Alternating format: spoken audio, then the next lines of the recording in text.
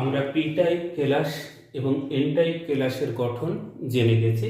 এবারে P type কেলাস এবং এন টাইপ কেলাসের সাহায্যে কিভাবে সংযোগ ডায়োড তৈরি করব এবং সংযোগ ডায়োডের নিঃশেষিত অঞ্চল ও বিভব প্রাচীর কি জিনিস জানব। Depletion reason and potential barrier of A PN junction diode. প্রথমে আমরা চলে আসি পিএন সংযোগ ডায়োড কিভাবে তৈরি করব। একটা পি টাইপ কেলাস নেব, অপর আরেকটা এন টাইপ কেলাস নেব। কেলাস দুটোকে সংযুক্ত করে দিলেই কিন্তু পিএন সংযোগ ডায়োড তৈরি হবে না। এর কারণ কি না, সংযোগ স্থলে কেলাসের ধারাবাহিক গঠন অক্ষুণ্ণ থাকবে না। তাহলে কেলাসের ধারাবাহিক গঠন অক্ষুণ্ণ রেখে পিএন জাংশন ডায়োড তৈরি করতে গেলে আমরা কি ব্যবস্থা নেব। একটা কেলাস নিতেই হবে, একই কেলাসের এক অর্থে পঞ্চযোজী মৌল ডোপিং করব, এন টাইপ কেলাস তৈরি হবে। অপর অর্থে ত্রিযোজী মৌল ডোপিং করব, পি টাইপ কেলাস তৈরি হবে। এইভাবে কেলাসের গঠন ধারাবাহিক গঠন অক্ষুণ্ণ থাকবে এবং এক প্রান্ত পি টাইপ অন্য প্রান্ত এন টাইপ কেলাসে পরিণত হবে। এবার আমরা চলে আসি পিএন সংযোগটা গঠন হওয়ার পর এর ভেতরে কি ঘটনা ঘটে। এখন দেখো, পি টাইপ কেলাস সামগ্রিকভাবে নিস্তড়িত, এন টাইপ কেলাসও সামগ্রিকভাবে নিস্তড়িত।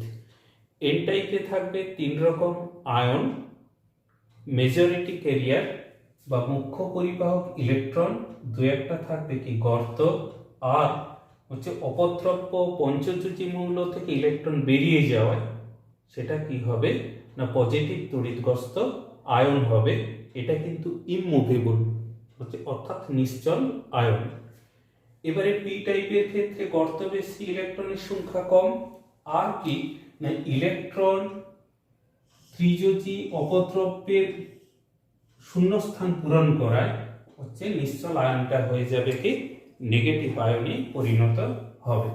তাহলে এবারে দেখো, যেই মাত্র আমরা কি করব না সংযোগ ডায়োড তৈরি করব, তখন কি হবে, এন টাইপে ইলেকট্রনের ঘনত্ব বেশি, পি টাইপে গর্তের ঘনত্ব বেশি। এই ইলেকট্রন এবং গর্ত ব্যাপন প্রক্রিয়ায় সংযোগস্থল অতিক্রম করে কি হবে, একে অপরের সঙ্গে মিলিত হবে, অর্থাৎ ইলেকট্রন এবং গর্তের রিকম্বিনেশন ঘটে কি হবে, আয়ন আধান হারিয়ে শক্তিতে কনভার্ট হয়ে যাবে।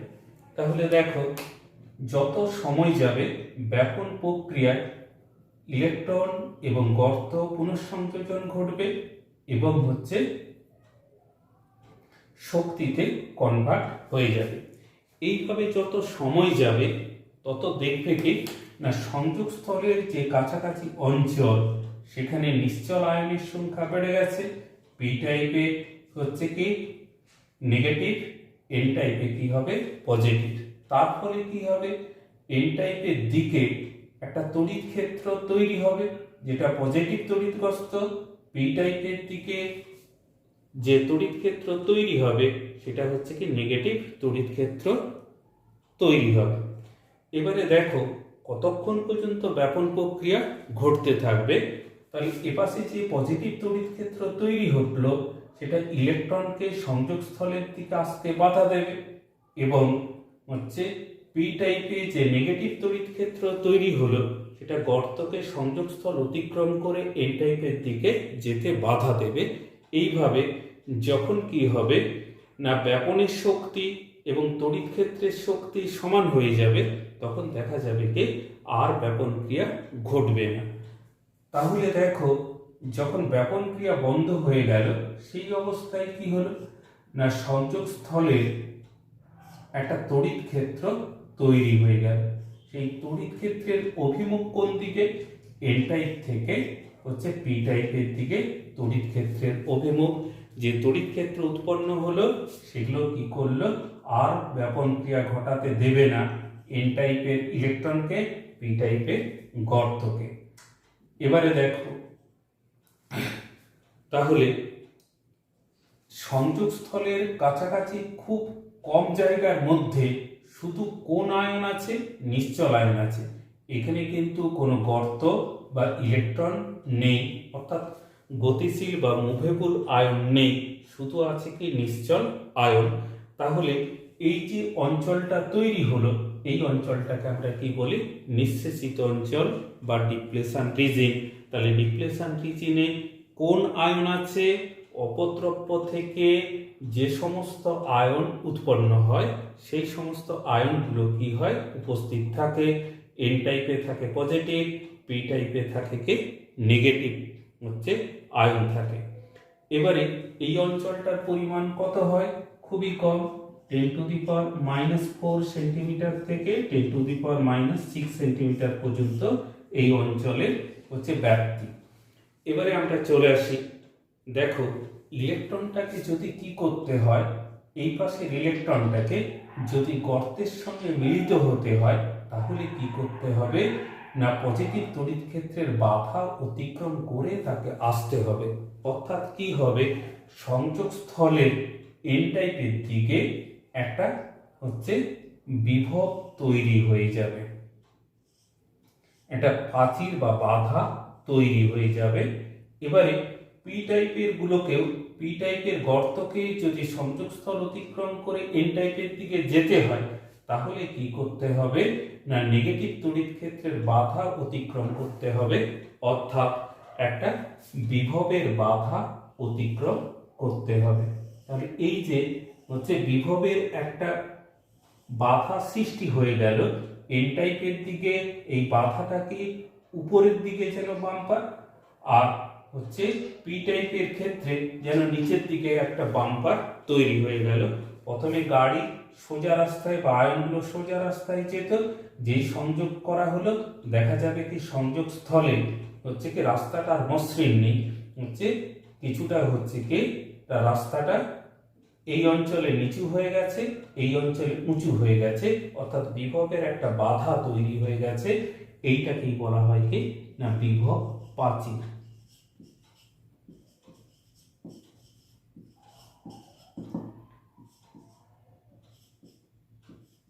তাহলে পিএন সংযোগটা ঘটালে নিঃশেষিত অঞ্চলে কি হয়? এন অঞ্চলের বিভবের বাধা হয় পজিটিভ এবং পি অঞ্চলের বিভবের বাধা হয় নেগেটিভ। অর্থাৎ এখানে আয়নগুলো আর কি হয় না? একই বিভবে যাতায়াত করতে পারে না, তাদেরকে কি করতে হয়? একটা বাধা অতিক্রম করে যেতে হয়। এই বাধাটাকেই বলা হয় কি না? বিভব প্রাচীর। আমরা পিএন সংযোগ ডায়োড নিয়ে আলোচনা করেছি। এবার আমরা আলোচনা করব পিএন সংযোগ ডায়োডের সম্মুখবর্তী বায়াস বা ফরওয়ার্ড বায়াস। পিএন সংযোগ ডায়োডের গঠন থেকে আমরা জেনে গেছি কি পিএন সংযোগ ডায়োডের সংযোগস্থলের দুই প্রান্তে থাকে শুধু নিশ্চল আয়ন, যেখানে তৈরি হয় কি নিঃশেষিত স্তর বা ডিপ্লেশন রিজিন। তার ফলে কি হয়? এন টাইপ থেকে পি টাইপের দিকে একটা তড়িৎ ক্ষেত্র উৎপন্ন হয়। সেই তড়িৎ ক্ষেত্রের বাধা পেরিয়ে আয়নগুলোকে কি করতে হয়? এক জায়গা থেকে আরেক জায়গায় আসতে হয়। তার ফলে একটা বিভব প্রাচীর সৃষ্টি হয়। এবারে দেখো, যদি আমরা পিএন সংযোগ ডায়োডে পি প্রান্তকে ব্যাটারির পজিটিভ প্রান্তের সঙ্গে এবং এন প্রান্তকে ব্যাটারির নেগেটিভ প্রান্তের সঙ্গে সংযুক্ত করে পরিচালনা করি, তাকে বলা হয় কি সম্মুখবর্তী বায়াস। পি টাইপকে ব্যাটারির পজিটিভ, এন টাইপকে ব্যাটারির নেগেটিভের সঙ্গে সংযুক্ত করে পরিচালনা করা হলে তাকে বলা হয় কি সম্মুখবর্তী বায়াস। এবারে দেখো, পি প্রান্তের সঙ্গে ব্যাটারির পজিটিভ প্রান্তের সংযোগ করা হয়েছে, যার ফলে কি হবে? মুখ্য পরিবাহক গর্তগুলো সংযোগস্থলের দিকে বিকর্ষিত হয়ে যাবে, আর দু একটা যে গৌণ পরিবাহক ইলেকট্রন আছে সেগুলো কি হবে? প্রান্তের দিকে চলে আসবে। ঠিক একইভাবে এন টাইপের ইলেকট্রনগুলো সংযোগস্থলের দিকে বিতাড়িত হবে, গর্তগুলো প্রান্তের দিকে উপস্থিত হবে। এর ফলে কি হবে? সংযোগস্থলের দিকে মুখ্য পরিবাহকগুলো অগ্রসর হবে। এন প্রান্তের এন এবং পি প্রান্তের ক্ষেত্রে গর্তগুলো সংযোগস্থলের দিকে অগ্রসর হবে, যার ফলে আমরা দেখতে পাবো কি তড়িৎ ক্ষেত্রের পরিমাণ কমে যাবে এবং বিভব প্রাচীরের যে উচ্চতা, সেই বিভব প্রাচীরের উচ্চতা অনেকটাই কি হবে, হ্রাস পেয়ে যাবে। তাহলে দেখো, আগে বিভব ছিল যতটা, এখন বিভব অনেকটাই কি হয়ে গেছে, কমে গেছে। বিভব কমে যাওয়ায় রোধ হ্রাস পায়, যার ফলে কি হবে না, ব্যাটারি থেকে শক্তি নিয়ে বেশিরভাগ আয়ন সংযোগস্থল অতিক্রম করে তড়িৎ প্রবাহ সৃষ্টি করে। সেই তড়িৎ প্রবাহ কোন দিক থেকে কোন দিকে যায় না, গর্তগুলো যেদিকে যাবে অর্থাৎ পি থেকে এন এর দিকে তড়িৎ প্রবাহ ঘটে। তড়িৎ প্রবাহ কিভাবে ঘটে না, দেখো এন প্রান্ত থেকে ইলেকট্রন কি হবে না, এন টাইপে প্রবেশ করবে এবং এই ইলেকট্রনটা সংযোগস্থল অতিক্রম করে গর্তের সঙ্গে কি হবে, পুনঃসংযোজন ঘটাবে। পুনঃসংযোজন ঘটালে আয়ন হারিয়ে শক্তি উৎপন্ন করবে। সেই শক্তি সমযোজী বন্ধন ভাঙতে ভাঙতে শেষ প্রান্তে উপস্থিত হবে। শেষ প্রান্তে যখন উপস্থিত হয় শেষ সমযোজী বন্ধন ভেঙে যে ইলেকট্রন হোল পেয়ার তৈরি হলো, ইলেকট্রনটা ব্যাটারিতে ফিরে যাবে এবং গর্তটা সংযোগস্থলের দিকে যাবে। তাহলে এখান থেকে আমরা বুঝতে পারি কি কেলাসের মধ্যে গর্ত এবং ইলেকট্রন তড়িৎ পরিবহন করলেও তারের মধ্য দিয়ে বা বাইরে ইলেকট্রন কি করে, তড়িৎ পরিবহন করে। আমরা সিম্বলিক্যালি কিভাবে প্রকাশ করব, দেখো সম্মুখবর্তী বায়াসে তড়িৎ যায় পি থেকে এন এর দিকে, তাই আমরা একটা বড় তীর চিহ্ন দিয়ে পি প্রকাশ করি এবং কারেন্টের বাধা একটা দণ্ড দিয়ে কি করা হয় না, পিএন সংযোগ ডায়োডকে আমরা প্রকাশ করি। এটাই তার সংকেত। এবারে আমরা কি করব, কিভাবে বায়াসিং করা হবে না, দেখো পি থেকে এনে আমরা একটা কি করব, ব্যাটারি লাগিয়ে দেব। এবারে কতটা কারেন্ট গেল মাপার জন্য এখানে একটা আমরা মিলি অ্যাম্পিয়ার লাগিয়ে দেব। রিওস্টেট থাকবে ভোল্টেজ পরিবর্তন করার জন্য। কতটা ভোল্টেজ দিচ্ছি, সমান্তরালে একটা ভোল্ট মিটার আমরা লাগিয়ে দেব। তাহলে ভোল্ট মিটারের পজিটিভ নেগেটিভ আর অ্যামমিটারের দেখো এটা পজিটিভ এটা নেগেটিভ। তাহলে ভোল্টেজ পরিবর্তন করলে কারেন্টের পরিবর্তন হবে। তাহলে ভোল্টেজ এবং কারেন্টের পরিবর্তন আমরা যদি গ্রাফে প্লট করি তাহলে কি পাবো, পিএন সংযোগ ডায়োডের বৈশিষ্ট্য লেখো।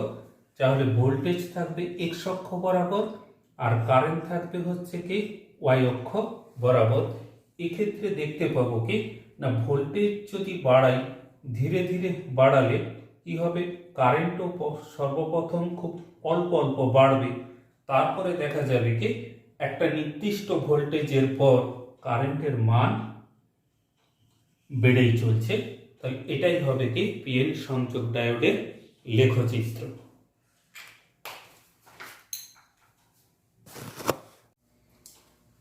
এবার আমরা চলে আসি পিএন সংযোগ ডায়োডের বিপরীত বায়াস বা রিভার্স বায়াসে পরিচালনা করলে কি ঘটনা ঘটে। একটা পিএন সংযোগ ডায়োড নিলাম।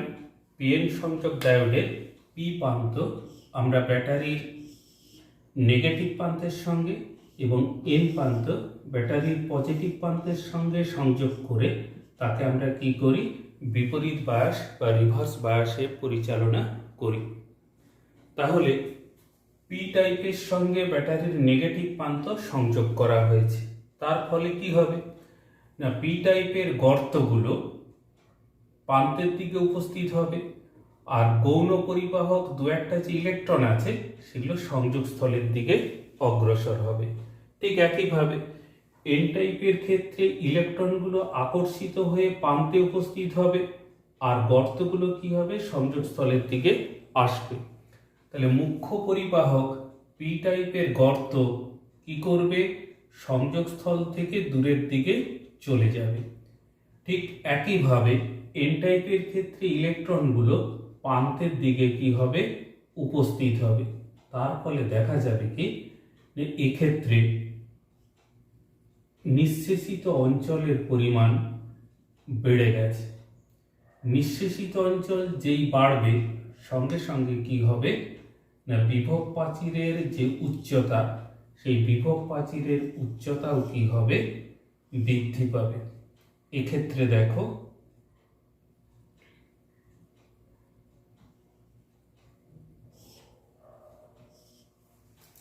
বিভব প্রাচীরের উচ্চতা আগে ছিল কি,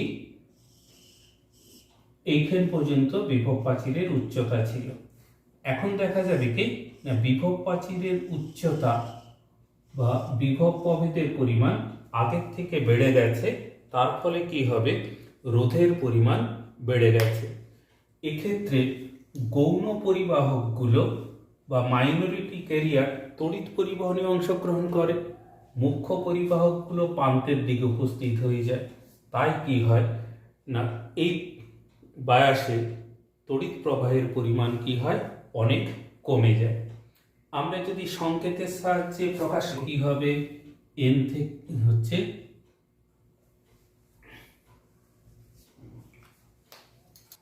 এবার আমরা পিএন সংযোগ ডায়োড বিপরীত বায়াসের তড়িৎ বর্তনী অঙ্কন করব চিহ্নের সাহায্যে।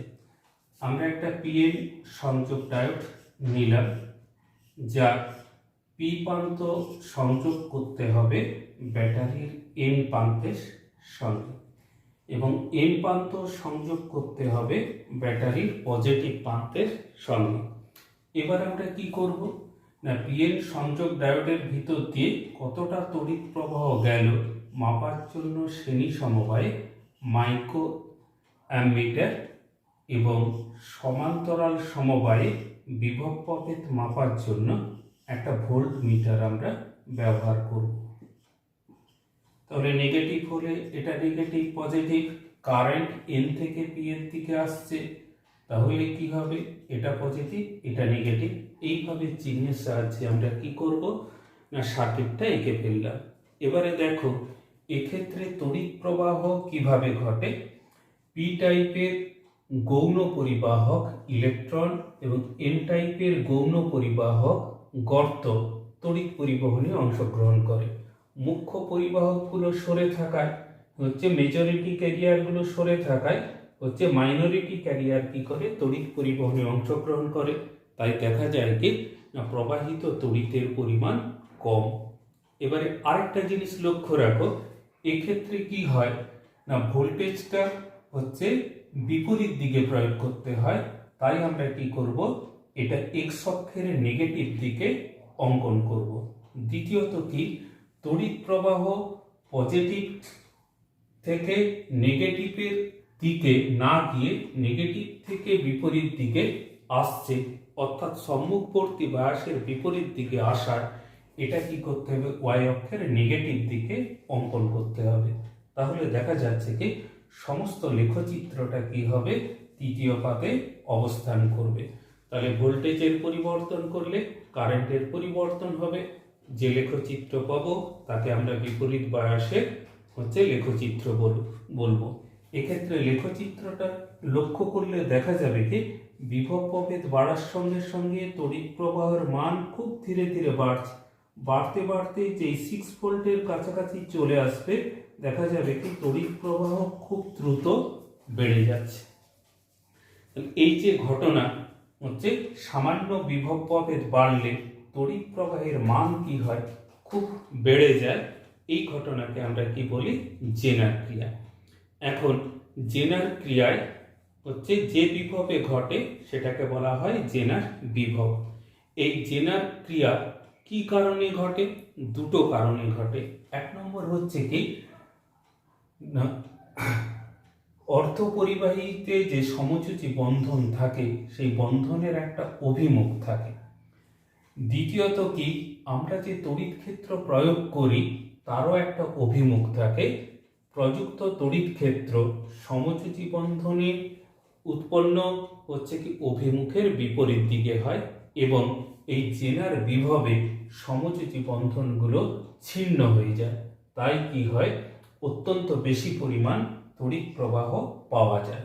দ্বিতীয়ত কি না, দেখো এন টাইপ থেকে ইলেকট্রন যখন পি টাইপে জাম্প দেবে, এন টাইপে কোথায় থাকে না পরিবাহী পটিতে ইলেকট্রন থাকে, পিতে গর্ত কোথায় থাকে সমযোজী পটিতে থাকে। তাহলে এন টাইপের পরিবাহী পটি থেকে ইলেকট্রন জাম্প দিয়ে যখন পি টাইপের সংযোজী পটিতে লাফ দেয়, তখন কি হয় না এখানে যে অতিরিক্ত শক্তির সৃষ্টি হয়, সেই অতিরিক্ত শক্তির কি করে সমযোজী বন্ধনগুলোকে দ্রুত ভেঙে দেয়। তাই কি হয় না এই জেনার বিভবে কারেন্ট দ্রুত বৃদ্ধি পায়। তাহলে আরেকবার বলি, তাহলে সমযোজী বন্ধনের কি আছে, অভিমুখ আছে। প্রযুক্ত যে ভোল্টেজ অ্যাপ্লাই করলাম তারও একটা অভিমুখ আছে। সমযোজী বন্ধনের অভিমুখ প্রযুক্ত ভোল্টেজের অভিমুখের বিপরীত দিকে। এবং এই জেনার বিভবে কি হয়, সমযোজী বন্ধনগুলো প্রযুক্ত বিভব প্রভেদ দ্বারা ভেঙে যায় বা ছিন্ন হয়ে যায়। তাই প্রচুর পরিমাণে ইলেকট্রন এবং হোল তৈরি হয়, তার ফলে প্রচুর পরিমাণে কারেন্ট পাওয়া যায়।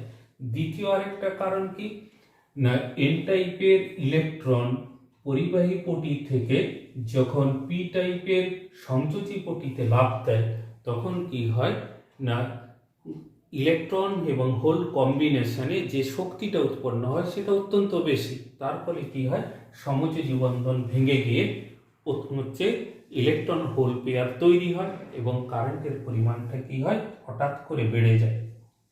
এই যে জেনার ভোল্টেজ, এটা -1 ভোল্ট থেকে -200 ভোল্ট পর্যন্ত হতে পারে। না ঠিক আছে, আমরা এবার আলোচনা করব পিএন সংযোগ ডায়োডের ব্যবহার একমুখী কারক হিসাবে। একমুখী কারক ব্যাপারটা কি না, তোমরা জানো কখনো কখনো কোনো রাস্তায় যানজট হলে ট্রাফিক পুলিশ কি করে, আপ অথবা ডাউন যে কোনো একটা রাস্তা বন্ধ করে তাকে কি করে ওয়ান ওয়ে বা একমুখী করে দেয়। ঠিক একইভাবে আমরা যদি এসি নেই, এসির ক্ষেত্রে কি দেখি, কোনো এক অর্থে যেদিকে তড়িৎ প্রবাহ যায় পরবর্তী অর্থে তড়িৎ প্রবাহ তার বিপরীত দিকে। কিন্তু ডিসির ক্ষেত্রে দেখা যায় কি তড়িৎ প্রবাহ সবসময় একই দিকে চলাচল করে।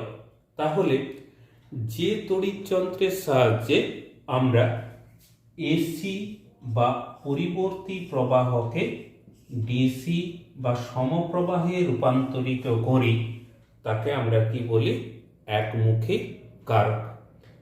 একমুখী কারকের কি বিশেষ ধর্ম থাকবে না, কোনো একদিকে তড়িৎ চলাচল করতে দিলেও বিপরীত দিকে তড়িৎকে কি করবে বাধা দেবে। অর্থাৎ একদিকের রোধ কম হলেও বিপরীত দিকের রোধ কি হবে অতি উচ্চ। পিএন সংযোগ ডায়োডের ফরওয়ার্ড বায়াসের ক্ষেত্রে আমরা কি দেখি, রোধ কম এবং ব্যাকওয়ার্ড বায়াসের রোধ বেশি। তাই পিএন সংযোগ ডায়োডকে আমরা একমুখী কারক হিসাবে ব্যবহার করতে পারি। কিভাবে একমুখী কারক হিসাবে ব্যবহার করব, সেই উদ্দেশ্যে আমরা কি করব, একটা ট্রান্সফরমার নেব। ট্রান্সফরমারে কি থাকবে, প্রাইমারি এবং সেকেন্ডারি, প্রাথমিক এবং গৌণ কুণ্ডলী। এই সেকেন্ডারি কয়েলের সঙ্গে কি করব, শ্রেণী সমবায়ে একটা পিএন ডায়োড লাগিয়ে দেব এবং একটা লোড রোধ লাগিয়ে দেব। তাহলে দেখো এন প্রান্তটা সেকেন্ডারি কয়েলের এক প্রান্তে, পিটা অপর প্রান্তে সংযুক্ত।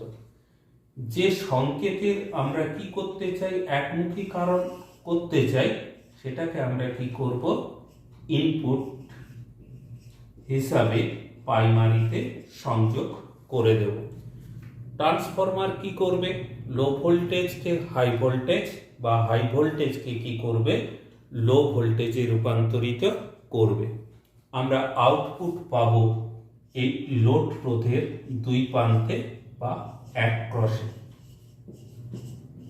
এখানে কিভাবে রেকটিফিকেশন হয় না, দেখো যখন কি করবে, কোনো সংকেতের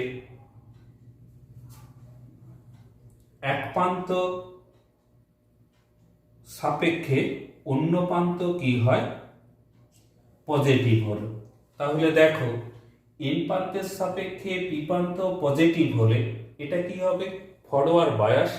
ফরওয়ার্ড বায়াসে কি হবে, তড়িৎ প্রবাহ চলবে এবং লোড রোধের ভিতর দিয়ে কারেন্ট গেলে এর দুই প্রান্তে কি হবে, বিভব তৈরি হবে। তাহলে প্রথম অর্থের জন্য আউটপুটে আমরা তড়িৎ প্রবাহ পাব। পরের অর্থে কি হবে, পি প্রান্ত নেগেটিভ হবে, এন প্রান্তটা পজিটিভ হবে, অর্থাৎ কি হবে, এইটা তখন রিভার্স বায়াসে চলবে। রিভার্স বায়াসে চললে রোধ বেশি, তার ফলে তড়িৎ প্রবাহ বন্ধ হবে। তাই দ্বিতীয় অর্থে আমরা কি পাবো, কোনো তড়িৎ প্রবাহ পাবো না। পরের অর্থে কি হবে, পি পজিটিভ এন নেগেটিভ, তখন আবার তড়িৎ প্রবাহ যাবে। তাহলে দেখো একটা পূর্ণ চক্রে কোন এক অর্থে তড়িৎ প্রবাহ পাওয়া গেলেও পরের অর্থে তড়িৎ প্রবাহ কি হয়, বন্ধ হয়। তাই কি হয়, এখানে দেখো অর্ধেকটা করে কি পাওয়া যাচ্ছে, একটা পূর্ণ তরঙ্গের অর্ধেকটা করে আমরা একমুখীকরণ করতে পারছি, নিচের অংশটা আর আমরা পাচ্ছি না। অর্থাৎ এই পদ্ধতিতে একটা ডায়োড ব্যবহার করে আমরা কি করলাম, অর্ধ তরঙ্গ একমুখীকরণ করলাম। অর্ধ তরঙ্গের ক্ষেত্রে কি হয় না, বিরতিযুক্ত বিভব বা তড়িৎ প্রবাহ পাওয়া যায়। এখানে একটু লক্ষ্য রাখবে, যদি ইনপুটের কম্পাঙ্ক এন হার্টজ হয় বা 50 হার্টজ হয়, তাহলে আউটপুটের কম্পাঙ্কও কি হবে, 50 হার্টজ হবে। অর্ধ তরঙ্গ একমুখীকরণের ক্ষেত্রে কম্পাঙ্কের কোনো পরিবর্তন হবে না। এবারে আমরা চলে আসি, দেখো অর্ধ তরঙ্গ হলেও নিচের তরঙ্গগুলো কি হয় না, আমরা পাচ্ছি না। সেক্ষেত্রে আমরা কি করব, যদি দুটো ডায়োড ব্যবহার করি তাহলে দুটো ডায়োডের সাহায্যে আমরা পূর্ণ তরঙ্গ একমুখীকরণ করতে পারব।